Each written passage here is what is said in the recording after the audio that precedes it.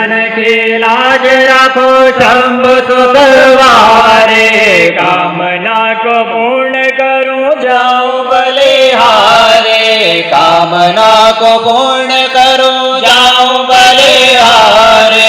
जय गणेश जय गणेश जय गणेश देवा, माता जगी पार्वती पिता महादेवा। जय गणेश जय गणेश जय गणेश देवा, माता जगी पार्वती पिता महादेवा। ओम कर्पूर गौरम करुणावतारम संसारसारम भुजगेन्द्रहारम सदा वसन्तं हृदयारविन्दे भवं भवानी सहितं नमामि। त्वमेव माता च पिता त्वमेव त्वमेव बन्धो च सखा त्वमेव, त्वमेव विद्या द्रविणं त्वमेव त्वमेव सर्वं मम देवदेव। भ्रामितो वारार्तिज्ञो परिहङ्लग्नं मनुष्याणां सर्वं पापं विभोवति सर्वं कष्टं विभोवति। जलेन शीतलीकरणं पुष्पैर्देवता विवन्दनम् आत्मा विवन्दनं स्वात्मा विवन्दनं परमात्मा विवन्दनं मन्त्रैर्मन्त्रपुष्पाञ्जलिं च।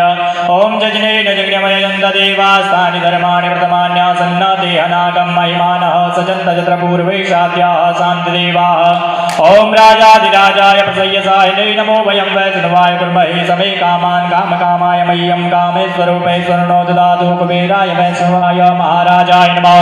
ॐ एकदन्ताय विद्महे वक्रतुण्डाय धीमहि तन्नो दन्तिः प्रचोदयात्। ॐ नारायणाय विद्महे वासुदेवाय धीमहि तन्नो विष्णुः प्रचोदयात्।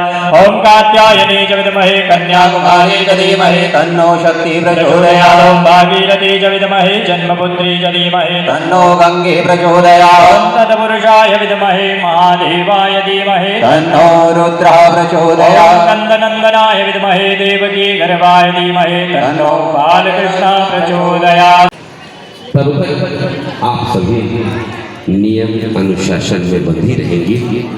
2 बजे से 6 बजे तक शाम में कथा सुनने अवश्य आएंगे। इस संकल्प के साथ कि जितनी देर व्यासपीठ से कथा होगी हम किसी से बात नहीं करेंगे, यानी आपको चुप रहना है उतने देर तक जितने देर तक कथा होगी। यदि आप अनुशासन में कथा सुन लेंगी तो उतना फल मिलेगा जितना फल हमारे मुख्य यजमान को मिलेगा, हमारे मुख्य व्यास जी को मिलेगा, हमारे महंत जी को मिलेगा। आप ये न सोचें कि केवल इन्हीं तीनों को ज्यादा फल मिलेगा। जो मंदिर में पंडित जी पूजा करते हैं, आवाज थोड़ा कम कर दीजिए भैया, थोड़ा आवाज मीठा कर दीजिए, आवाज कम कीजिए ना, और आवाज कम करिए। हाँ हाँ हाँ, a thing which comes from the heart.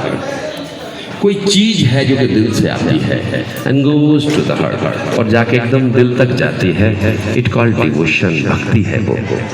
आपके हृदय से भगवान के प्रति प्रेम निकलेगा और भगवान के चरण तक जब चला जाएगा, उतनी भक्ति कहाँ किसी के पास है।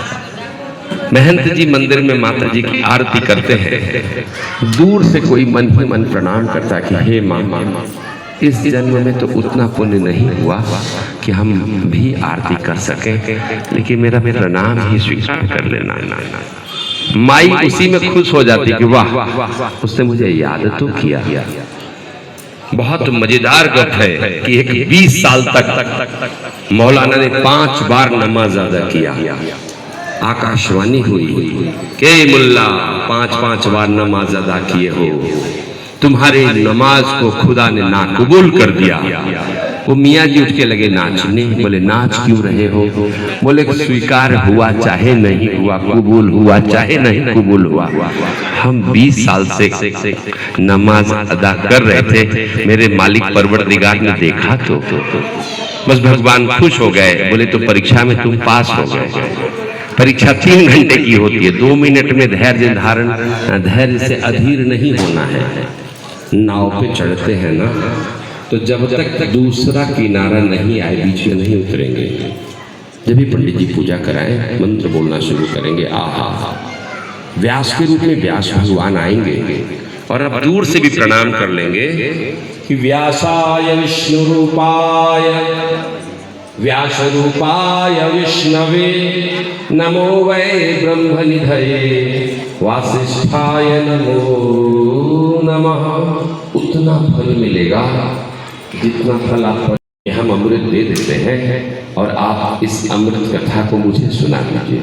सुखदेव जी ने कहा नहीं, मैं अमृत के बदले ये कथा नहीं दूंगा। जो लोग कुंभ स्नान नहीं कर सके, आप केवल भागवत गंगा में स्नान कर लीजिए। गंगा मैया के 4 भाग को किया गया। पहला भाग गंगा की पानी में, दूसरा भाग गौ माता की शानी में, तीसरा भाग अपनी माँ की वाणी में और चौथा भाग भगवान की कहानी में मिला दिया गया। तो आप जब अमृत कथा सुनेंगे तो गंगा स्नान, जमुना स्नान, सरस्वती स्नान का फल मिलेगा, कुंभ का स्नान का फल मिलेगा, त्रिवेणी स्नान का फल मिलेगा। कहते गंगा पुष्कर नर्मदा च गोदावरी गोमती गंगा द्वारवती प्रयाग बाराणसी वाराणसी सिंधुसु रेवा सेतु सरस्वती प्रभृतिषु ब्रह्मांड भांडोदरे तीर्थ स्नान सहस्र कोटि फलदम श्री शंभु पादोदकम। ये भगवान शिव ने रची महेश निज मानस राखा, अवसर जान सियासन भाखा, सती सन भागा। मैंने ये अमृत कथा शिव जी ने धारण किया और माँ सती को सुनाई। सती तो सो गई और सुखदेव यानी कि सुख का एक छोटा सा सुग्गा उसको सुनता रहा। वही सुखदेव जी भागवत की अमर कथा भगवान शिव ने परम गुप्त मंत्र को माँ को बताया। उस माँ को सुखदेव जी ने सुना। वो आपके सामने आ गए हैं भागवत जी। तो 22 तारीख को कलश लेने आएंगे, कब? भंडारे के बाद। तब तक नियम धर्म अनुशासन में रहेंगे और जितनी शांति अभी आपने दान किया है उतनी ही शांति का 7 दिन तक दान करेंगे। प्रेम से बोले भागवत भगवान योग माया बड़ी दुर्गा माई की, संत महंत जी महाराज की जय, मनोहर दास जी महाराज की जय, श्री महंत यमुना दास जी महाराज की जय, श्री महंत नरसिंह दास जी महाराज की जय। जय जय श्री। नमस्कार, मैं हूं पवन कुमार चौधरी। आपने देखना शुरू कर दिया है स्टार ब्लू न्यूज साप्ताहिक हिंदी समाचार पत्र का डिजिटल प्लेटफॉर्म, जहां आप देख सकते हैं कि आज सुबह श्री 108 योग माया बड़ी दुर्गा स्थान परिसर से श्रीमद् भागवत कथा सप्ताह ज्ञान यज्ञ का शुभारंभ कलश शोभा यात्रा के साथ हो गया और इस पूरी कलश शोभा यात्रा का कवरेज हमारे सभी डिजिटल प्लेटफॉर्म पर आप देख सकते हैं। कलश शोभा यात्रा का समापन हो चुका है। आज दोपहर 2 बजे से श्रीमद् भागवत कथा ज्ञान यज्ञ के माध्यम से महंत कपिल मुनि जी महाराज का प्रवचन होगा। इस कार्यक्रम में लगातार अपनी योगदान देते आ रहे हैं सामाजिक कार्यकर्ता वार्ड पार्षद साईं शंकर जी भी रहे। साईं जी, आज इस तरह का जो धार्मिक अनुष्ठान का आयोजन जमालपुर शहर में हो रहा है, एक तरफ महाकुंभ चल रहा है और दूसरी तरफ इस तरह का धार्मिक अनुष्ठान आयोजित हो रहा है, कितना लाभ जमालपुर वासियों को मिलेगा? पवन जी, सबसे पहले SBN चैनल के तमाम श्रोताओं, जो देखने वाले श्रोता हैं, उनको जय हिंद, वंदे मातरम। और यहाँ सदर बाजार स्थित श्री 108 योगमाया बड़ी दुर्गा स्थान महारानी जी के इस उदासीन अखाड़ा के इस प्रांगण में श्रीमद् भागवत कथा आज से प्रारंभ हुई है 15 फरवरी से, और यह 22 फरवरी तक चलेगी। और इस कार्यक्रम के हमारे मुख्य वक्ता जो है हरिद्वार से श्री कपिल मुनि जी आए हुए हैं और लोग उनके वचन को, उनके वाणी को सुनकर लाभान्वित होंगे, पुण्य के भागी बनेंगे। और अभी पूरे हिंदुस्तान में जिस तरह से देख रहे हैं कि प्रयागराज में लोग कुंभ स्नान करने के लिए गए हैं, करोड़ों करोड़ों की भीड़ पहुंच रही है। लेकिन जो लोग उस कुंभ स्नान में मान लीजिए किसी कारणवश नहीं पहुंच पा रहे हैं, तो वैसा ही पुण्य यहाँ भागवत कथा को सुन करके भी वो उस पुण्य के भागी बनेंगे। इसलिए तमाम जितने भी आपके दर्शक हैं, जितने भी सुनने वाले लोग हैं, उनसे आग्रह है कि आज 15 फरवरी से इस योग माया उदासीन अखाड़ा श्री 108 बड़ी दुर्गा महारानी के इस प्रांगण में आए और इस वचन को, भगवत कथा की वाणी को जरूर सुने। श्रीमद् भागवत कथा के इस वचन को सुनने के बाद के गंगा स्नान के समान लाभ मिलेगा श्रद्धालु भक्तों को, क्या कहना है जो भी श्रद्धालु भक्त यहाँ पहुंचे हैं उनका। हमारे साथ सामाजिक कार्यकर्ता आशीष कुमार जी हैं। आशीष जी, आपने भी इस कार्यक्रम का शुरू से लेकर साथ देते आ रहे हैं। इस कार्यक्रम को सफल बनाने में आपकी भी भूमिका महती रही है। तो इस तरह के धार्मिक अनुष्ठान का क्या लगता है कि लाभ किस तरह से श्रद्धालु भक्तों को मिलेगा? जो हमारे यहाँ हरिद्वार से पधारे हुए कपिल मुनि जी का जो कार्यक्रम, ये श्रीमद् भागवत कथा 22 तारीख तक चलेगी। ये बहुत ही मतलब हम लोगों के लिए बहुत सौभाग्य की बात है जमालपुर नगर का, कि हम लोगों को इनको सुनने का मौका मिला और हम लोग इनको पूरे शहरवासी इस कथा को सुनने के लिए निश्चित रूप से उपस्थित होंगे, ऐसा हम लोगों को आशा है। और निश्चित रूप से ऐसा कह सकते हैं कि आज हमारे इस नगर में एक धार्मिक कार्यक्रम बहुत बड़े स्तर पर होने जा रहा है, जिसमें शहर के सभी लोगों को एक अच्छा वातावरण मिलेगा और धर्म की जय जयकार होगी। और निश्चित रूप से शहरवासियों को इसमें सभी लोगों की सहभागिता होनी चाहिए।